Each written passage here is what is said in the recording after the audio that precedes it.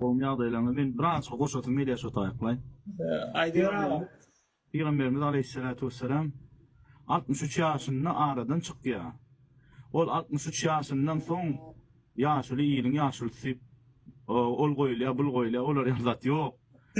40 ýaşynda peygamberlik derejesi berilýär we 63 ýaşynda da aýrylýar. 23 ýylla peygamber bolýar. Yani bilmedim de bir hile gülkünçüräm bolýar, köpçüliň öňünde hemme prezidentiň öňünde aýtdy bolan şeýle gaty erbet hiç de bilmeýänlerini şutaýda suwd etdi de bara. O hani gaty gynanç öz peygamberimiziň haçan aýrylanyny bilmän. Onu ödüm aýrylmaly bolýar 63'te ölse ana şonu belki deňeşip biler bara. O peygamberimiz 63'te aýrylanyna. Müslümançılıkta Muhammed Peygamber'in 63 yaşa yetenine ondan sonra eyyam on iyiliğinin hormatı yaşlı deyip. İyiliğin içinde hormatı yaşlı aydılıyor diye. İyiliğin içinde ondan son. Ülke devletten olamazın ağır sakkalına